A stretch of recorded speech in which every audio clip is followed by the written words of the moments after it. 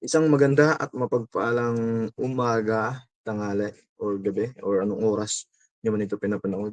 Sa lahat po ng nakikinig at nanonood ng free civil service exam review na handog sa inyo ng Class Tanglaw Review and Tutorial Center. So before I proceed to my assigned discussion, allow me please to introduce myself. I am Jerome Abaw. Sorry in advance kung wala akong camera ngayon. Mayroon ng counting error po, sir ma'am. And as long as naririnig niyo po yung audio ko, it's good, no? I am Jerome Abao. I am one of the Class Tanglaw staff, and this free reviews is for the March 2 civil service exams. All right, so this is a 7 days free review, and this is the last part. For sure, if napanood nyo na to, for sure nasagutan nyo na yung free final mock test natin. Ano ba yung mock test natin? Yun po yung galing mismo sa final test na ginawa namin last review. And kagandahan ng doon is nilagyan namin ng abstract reasoning. Ano ba yung abstract reasoning? Yan yung additional coverage na binago or in-upgrade ni civil service. Okay, so without further ado, let's proceed to my discussions. Okay, sa mga hindi pa pala nakapag-follow ng page namin, no, please feel free to follow our official Facebook page for more gaya ng ganitong mga activity. Okay, mamimigay tayo ng mga libreng slot, pipili tayo doon, and for sure meron din tayong mga another mock test na mapapanoodin nyo. Alright. So why Class Tanglaw? Bakit Class Tanglaw yung pinipili ng karamihan? To tell you, sir ma'am, yung Class Tanglaw po, this is a very short lang naman. Class Tanglaw started 2022, and by that short year, 2 years, we have produced thousands of passers, hindi lang sa civil service, kundi meron din tayo sa fire officer exams, penology, and of course, the NAPOLCOM. Malapit na pala yung result ng NAPOLCOM. Kasi sa NAPOLCOM, ano ba ba? We have LET, okay? Licensure exam for teachers. And soon, ano din tayo? Soon, gagawa tayo ng criminology board exams. Very soon po, very soon. Wala pa ngayon. So, Class Tanglaw sa Premier Review Center dedicated to helping individuals take the first step toward achieving their dream careers by passing entrance examination. So, sir, bakit ba ginawa yung Class Tanglaw? Ano ba talaga yung purpose ng Class Tanglaw? Okay. Katulad nyo, kami din, mga Class Tanglaw staff, are also preparing to pass exams. And the sad reality talaga, kung wala kang pera, hindi ka makakapag-review. And bukod pa dyan, most of us are working individuals. Nagtrabaho tayo sa umaga or sa araw. Nagtrabaho tayo, and most of us are vacant tuwing gabi. Kaya ginawa namin tong Class Tanglaw, ginawa namin flexible yung oras. 'Di ba? Yung live natin is every 6:30 para po doon sa mga private na review po natin or doon sa paid review natin. So every 6:30 to 9, no? That depends sa subject kasi meron talagang subject na umabot ng 4 hours, 5 hours. Okay? And that's understandable na umabot tayo ng 11 or 10 ng gabi. It's because we start at 6:30 or baka 7 pa. Okay, and bukod pa dyan, ang kagandahan ng Class Tanglaw, tayo lang ata siguro yung may pinaka murang enrollment fee sa lahat ng nagpapa-review ng civil service exams. Biruin mo, hinihingi namin is 500 pesos only, and that is equivalent to 42 days of review, no? Intensive review na yan. Ano ba yung kasama dyan sa review na yan? Of course, we have the mock test, the refresher test, tapos tinuturuan pa kayo ng mga techniques and tips kung paano may pasa yung exam. Alright? So our expert instructors, comprehensive materials, and personalized coaching ensure that every student is well prepared and confident. So with a track record of success and supportive learning environment, the Class Tanglaw is your trusted partner in educational advancement. Join us and turn your aspirations into reality. Okay, kung ngayon iniisip mo na nahirapan ka mag-adjust ng oras, panahon, don't mind my background. Pasensya na po, medyo maingay, wala tayong denoiser ngayon na gamit. Saan ba 'yun? Kung naisip mo nahihirapan ka ngayon mag-adjust ng oras, wala kang time para mag-review, isipin niyo na lang, "Sir, ma'am, paano na lang kaya kung hindi niyo mapasa yung March and magfa-file kayo ulit by August or kailan ba yung susunod na review?" 'Di ba?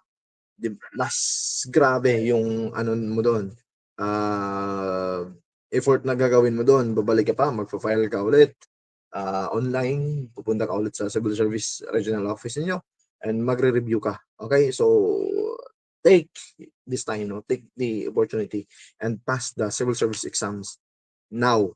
Wag mo nang paulit-ulitin pa. Hayaan mo tulungan ka namin sa Class ng Law na maipasa mo yung exam. Okay, so Class ng Law, we are also registered sa, DTI natin and ito yung mga program na offered natin, sinabi ko nga kanina, very soon po yung criminology licensure exam 'no, very soon and gagawa pa tayo ng ibang, courses of course. Okay, ito po yung lecture natin for the civil service. Of course, we have Ma'am Leonalyn Tayoni, kung nagte-take ka ng civil service at pangilang ulit mo na ginawa 'to, for sure kilala niyo na si Ma'am Leonalyn. And we have Ma'am Grace Soriano, siya po yung sa general info natin, Ma'am KG Villacruz, Sir Mark Flows, Marcus Flota. Sila po yung mga top notchers. Si Ma'am Christine is, I forgot, but I think pasok siya sa top 10 and si Sir Mark naman is top 3. We have Sir John Mullepasser, Ma'am Jeannie Dapat for the verbal reasoning. We have my partner Sir Kirk Ho, Mullepasser din. And of course, ako ang inyong lingkod, magtuturo din no sa civil service review natin. Alright, so class schedules, kaunti lang daanan natin to, hindi na to abutin ng 10 minutes po. Ito po yung schedule natin no para sa mga nagtatanong patungkol sa paid review natin. So day 1 natin mag-start tayo ng January 18. So today is January 12. So ilang araw na lang, no? Ito po yung activity natin. So tignan niyo na lang. First natin is meron tayong introduction sa review by 18 and 19 to 23. Refresher ng topic natin. So yes, of course, kailangan natin ma-refresh. Ano ba talaga yung kabuuan or teaser ng each competencies. Of course, unahan natin is general information, the verbal reasoning, logical, numerical reasoning. So yung mga tips and technique or ano ba, parang warm up paano mo sisimulan yung pag-aaral. Okay? And then sa January 23, the first mock test in Google Forms and PDF yan. Tapos, meron tayong rationalization, recorded video explaining why that is the correct answer. Yan ang kagandahan ng class ng cloud. Okay? So, by 24 to January 28, general information tayo. And January 30 to February 5, verbal reasoning naman. Okay, that February 6 pala. And next, February 8 to February 15, logical reasoning natin. Alam nyo, Sir Ma'am, yung logical reasoning po, yung may pinakamaraming coverage bukod sa verbal reasoning, no? Pinakamarami is logical, after that is yung verbal, numerical, and the general informations. Okay? So, February 16 to 21, numerical reasoning competency natin. And by February 23 to February 28, ito po yung final coaching natin. Okay, mastery na ng topic kung saan gagawin na natin siksik yung pagre-review dito. Parang mastery na lang talaga. Alright, so sa February 28, ito na po yung pinaka-final mock test natin. And sa gabi, meron tayong rationalization ng final mock test. And of course, mga final tips, mga pabaon syempre. Alam naman natin sa lahat ng exams, meron talaga yung mga tanong na bumabalik palagi. So yan yung gagawin natin. I-recite natin ano ba yung lumabas dati or pang ilang beses na lumabas at kung ano yung sakaling lalabas ulit sa exam. Okay? So that ends my 10 minutes. Proceed na po tayo sa next. Okay, meron pa pala. Lagpas tayo ng 10 minutes. Bukod pa sa ano, if you paid 500 pesos, you have the chance uh, to grab the 100,000 reward na binibigay namin sa top notcher namin. Of course, top 1 merong 100K. Sa top 2 naman 30K and top 3 20K. So a total of 150K giveaway para doon sa mga palaring maka-top ng civil service exams. Okay? Saan ka pa? Nagbayad ka na ng 500 and may chance ka na na makakuha ng reward. No? Bukod sa inaasa mong civil service eligibility, meron pang extra rewards. Okay? So if you want to enroll, if you wish to enroll, just message us. Yung Facebook page po namin, Sir Ma'am, ito po yung Class Tanglaw Review and Tutorial Center page. And of course, you can contact us through this cellphone number, 0991-649-0614. Just ask, no? Ano yung program na gusto nyong i-avail. Alright? Alright, so ito yung i-discuss ko muna ngayon. Ito yung examinist descriptive questionnaire. So, alam naman natin no, na marami nagtatanong, sir, ano ba yung EDQ na sinasabi? So, EDQ po, sir ma'am, it's a common form used in standardized test. So, ano ba? Anong mga test yon? Ginagamit natin yung EDQ. So, ginagamit natin sa EDQ or nakita natin or na-encounter natin sa EDQ. Tingnan mo muna kung nagre-record ko. Okay. EDQ, saan ba yun? Okay, ito. So, ito po yung actual examinist descriptive review na ma-encounter nyo during the civil service exam. So, palakihin ko na lang. Okay.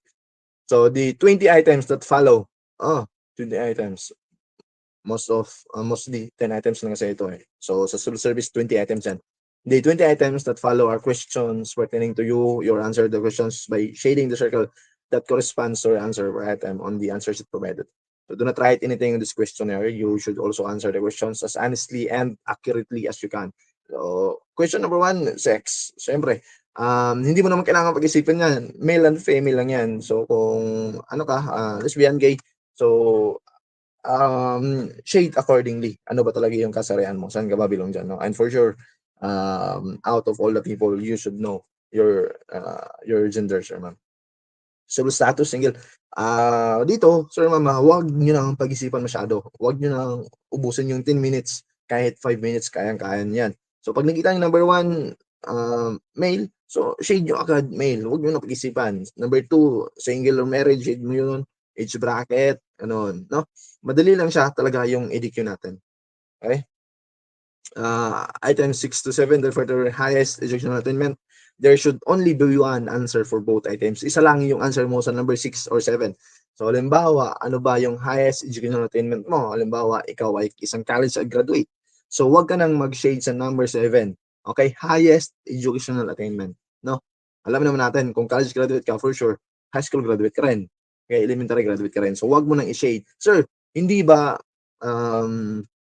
magja-jump or tatalon yung pag-shade, hindi ba maapektuhan yung